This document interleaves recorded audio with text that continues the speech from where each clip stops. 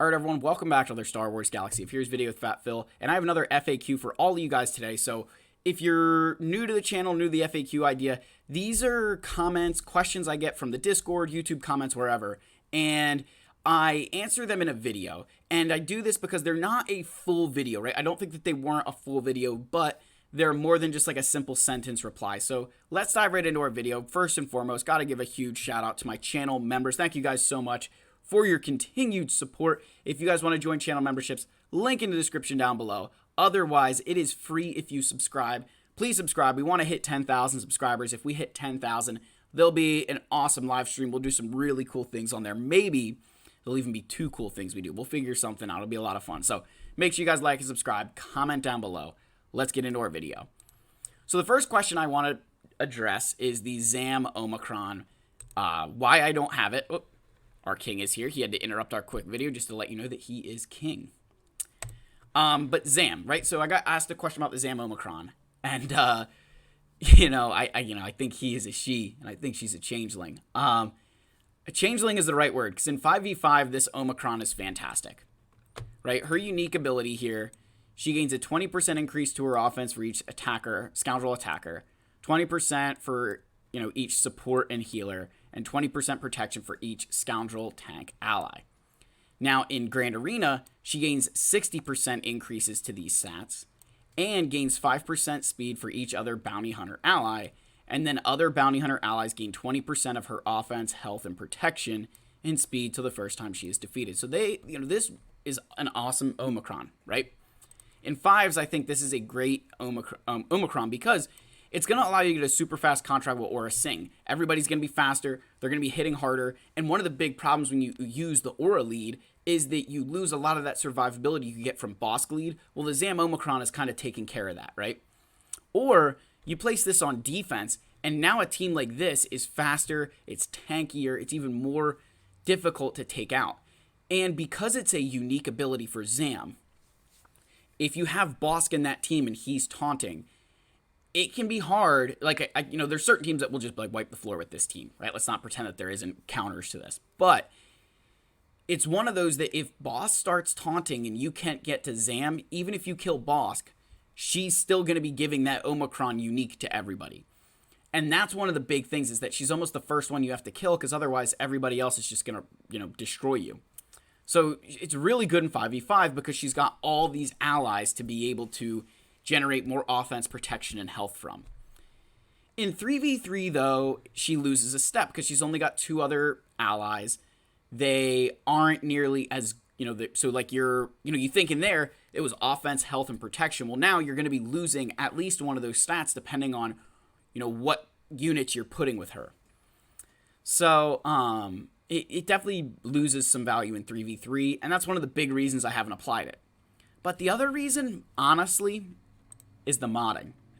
I would need to remod my Zam, right? I would need to throw, I have 68 speed on her, which is embarrassing, right? I would need to throw, I have just garbage mods on her. But I would need to throw a lot more speed on my Zam to be able to get the full benefit of this Omicron, right? You want to make her ridiculously fast so that way you're generating more speed for your team and she's even harder to take out. And I just do not have the mods for that right now. It's just not something that I'm in a position that I'd be able to do. And I fully recognize that and own that I'm not in a position where I can throw really, really good mods on my Zam Wessel. And so that's like the, a bigger reason, right, is even like from just the modding perspective. And you think, oh, well, Phil, you could just apply it and it would still be good. I go back and forth. Like, I don't know with the extra speed what teams I would actually be able to beat. Like, I probably could beat some, but I'd be missing out on a lot of the bonuses of that if she wasn't modded properly. And I think that's one of the big ones for me, is just, I think that I don't have the mods to really be able to warrant that Omicron. That said, 5v5, I really like it. And in 3v3, I'm just not a big fan of it, because she's kind of a B, C, even D tier bounty hunter in 3v3. Probably like a C tier. Just because of the teams that you'd be running in 5v5, depending on what you're trying to take out. So, yeah. That's my Zam Wessel, right? It really just has to do with the fact that I think it loses value in 3v3 and that I don't have the mods to be able to make her good. So the next question is offense and defense teams in GAC. What are some ones I really recommend? So I'm just going to go quickly through this. This could be a whole video, but these teams, there's so many of these out there. But so General Skywalker, Commander Luke, and General Grievous are the first three I have here. And General Skywalker and Luke are great offense and defensive teams. For offense, General Skywalker is basically going to get through anything that isn't a Galactic Legend, right? There's very few non-Galactic Legend teams that General Skywalker truly struggles against. And, that makes him so good. But on defense, it's the same thing, except like he's just annoying on defense. That if you don't have the right counters or stuff, it will really be bad. And with Commander Luke Skywalker, it's this other way that you place that team on defense, and it can be really messy for your opponent to try and take out. That I found a lot of my opponents struggle if, it's one of those teams that if you have the counters, it works great. But if you don't have the counters to take out Commander Luke, it can be really, really bad for you. And it'll get messy because now you've got to clean up a preloaded Commander Luke Skywalker team, which is probably one of the hardest things to do in this game. Now, General Grievous is here. And I want to say this. This is a huge, you want to annoy me? Say, oh, well, General Grievous is free banners for Wampa. Yes, our king will eat Wampa. Our king will eat General Grievous for breakfast, lunch, or dinner, just like Savage Press will. But if you don't really have any other options for defense, General Grievous is a great one. Because you're forcing them to use a Wampa, right? But on offense, this team has so much upswing. The fifth slot here, you can use Droideka. Other times you can use Newt Gunray. You can use BB-8. I can tell you that with this team, I've put Newt here and beat Sith Eternal. I've put Newt here and I put Droideka here and beat Iden. I've put those characters here and beat Starkiller. Right? It has a lot of upswing. This team has so much upswing to it. It's amazing. Now, it's not always great banners. But for a cheap, I don't want to say a cheap, but for a team that is can get soloed on your defense, you're looking for a really good way to use it on offense, General Grievous is awesome. Night Sisters, Mother Talzin with Night Sisters. If you have a Relic DACA, it is GG's to General Grievous.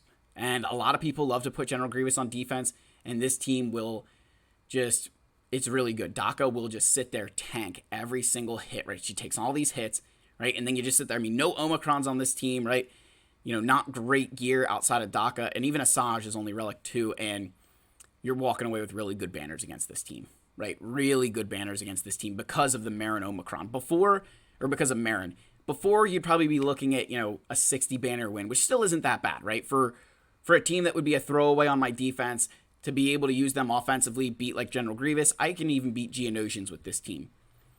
They just have some really, really good stuff. You do need to be careful of days, right? You cannot let DACA, you can't really let any of them get days, but particularly DACA.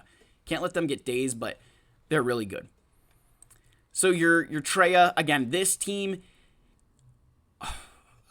defensively, you're basically using a Galactic Legend against this team right here, right? That's why I say it can be difficult. If you place this exact team on defense right here, you basically need a Galactic Legend to beat it. That's the Star Wars Galaxy of Heroes.gg page will basically say bring a Galactic Legend. That's how tough this team is to beat on defense. But you bring them on offense, and you can maybe use Savage as a solo. You could put talent. There's some options that, offensively, that they have a lot of that really good up punch. They can take out Darth Malgus. It's not always I say they can, right? I wouldn't say it's completely consistent. This team will beat Reva. I've seen it beat Reva. I've beat Reva with this team. But definitely a scary fight, right? It's not one that I look forward to doing by any stretch. But they can, I'd like to say that they can be difficult on defense if you don't know what you're doing, right? And that's kind of one of the big things that, gives them that flexibility is a lot of players just don't know how to counter this team, which is, brilliant, right? All right, the Qui-Gon Jinn, Anakin, this is pretty straightforward, guys. This, you can just nuke it, right? On offense, you hope Qui-Gon Jinn dies and that Anakin just AoEs everybody to Kingdom Come. I like it on defense. It's one of those defensive teams in my mind that it's normally like a one hold wonder, right? That you stop that first attack, Qui-Gon Jinn's gone, the Omicron's gone, and then it kind of falls apart from there. But you got 20 banners from them, right? It's a nice little banner steal, like a one-time hit, and then you're done. Unless, you're trying to clean it up, conservatively, and then you fail again, which can happen. But, you can kind of nuke it. But it's offensively, it can do some really good things offensively if you go up against the right teams. And you'll get pretty decent banners. Like, you're going to lose Qui-Gon Jinn, but it can get decent banners, but I do like it defensively more so. Maul, Mandalorians, I mean, it's scary both ways. They can do a lot of good stuff on offense. I think with defense, it's you put Beskar Armor Mando in there, and all of a sudden players kind of get scared because he will put damage immunity on somebody, and you could get stuck behind that. I mean, it's happened to me where I've gotten stuck behind that damage immunity, and you're just waiting for it to go away. And that can also work offensively, too. I've done that offensively as well. But it's scary both ways. A lot of players struggle with this team. You throw Wat Tambor in here if you really want to be mean on defense. Get that instant frenzy with Canderous, and you just go to town. It's awesome. Right? It's a great team. A little bit more later game kind of team because of Maul, but still a fantastic one that I wanted to share. All right, Starkiller. This is probably one of my big flex teams that, depending on what my opponent has, this goes on offense or defense. You can beat Rey with this team. I beat Rey Ben Cal with this team a lot. I've cleaned up Jabba the Hutt. I've cleaned up Lord Vader's with this team. Defensively, this has gotten me holds against Galactic Legends before. Like, it's done a lot. It's really, really fantastic team. Offensively, there's a lot. It'll be a lot of teams, right? Offensively, it beats a lot of teams. And then on defense, if you're not careful, you're basically using a GL to beat this. There's some variants and some things you can do to beat this, but it is a very difficult team to beat. And it's one that if you preload this team, it gets infinitely harder to beat, right? That's one of the big things. If like a preloaded Starkiller happens, just pull out your Galactic Legends, because otherwise you're just going to waste teams. And then Iden Versio, you guys can see I finally have relics on her. Now, my version of this team, I do not use on defense because she has, like, the rest of the relic, the rest of the gear on this team is garbage, right? You're looking at, gear 12s and a gear 11 there. But in terms of, like, offense, I mean, this is beating Mon Mothma teams, which is a fantastic trade for me, right? I like this team a lot. I think it's one that you can really flex both ways, especially because, you place this on defense, and, like, Wampa's a consistent counter to this. But if you put General Grievous on there and they use him there, Iden might take another team, and it really is a good team. I think it's one that, I'm glad I have now. I definitely want to invest more gear in it, but overall, it's one that I'm really excited about being able to utilize and finally kind of get some, good use out of, right? So, yeah, those are kind of a couple of teams that I really like to use both ways on offense and defense for GAC. Now, this final question for the FAQ, if you guys are still watching, you guys are going to get to experience something. But somebody asked me, like, it's so hard to accumulate, character shards. Like, do you think this is a big problem for the game? And I think there's definitely a case to be made that the accumulation of shards is pretty bad. But I will give Capital Games credit that they have done some really good things recently to help players get shards faster. So a couple of them, right, if we go to some of these nodes, like the Hera node here, right? She's sharing a ship with the Ghost. That's a great change. Right? You've got First Order Stormtrooper and you've got Sith Trooper on the same node, right? You're going to get Supreme Leader Kylo Ren. Like, this makes this farm that much faster, right? Grief Karga and IG-11 are sharing a node. Trying to think who else is sharing one. I know there's another good one in here. Oh, Rose and Resistance Trooper share a node together, right? That's fantastic. Like, that is awesome. Again, 2 characters you need for Rey. And then, Mission and Zalbar sharing a node together. Again, like, a couple of these solid nodes like this where there's characters sharing nodes. And they even started doing this in the Cantina with Vethan and Chewie, right? Both on a node together. This is huge, right? That is a great change. You need them both for Jedi Training Rey. You need Han for Supreme Leader Kylo Ren. You need Chewie for Rey. So, 2 birds with 1 stone. This is really good stuff that they've done. But I say all that, and then I'm going to say this. They also do a very poor job with the natural accumulation of shards. And what I mean by this is I'm going to pull up someone, Kit Fisto here. So this Kit Fisto, I don't even know where these shards came from, but I've never farmed this character out of Cantina. I'm not buying him from Guild Store stuff, right? He's just kind of sitting around. And this has been a problem with Galaxy of Heroes for a very long time. You think about, like, how long, that some of these characters have been in game, that unless, they're in Bronziums, you're not really getting characters randomly, unless you're getting some of those lucky logins, which they've been doing, which really aren't that great. Or, you can get them through the galactic challenges here sometimes, that you can maybe get lucky and get some shards here. But it's not consistent, right? It really isn't consistent. So I'm kind of 50-50 on it, because I think they have done a lot of really good things to give players ways to accumulate shards, but I also don't necessarily think that they're in ways that are necessarily player friendly, right? Like, you look at this.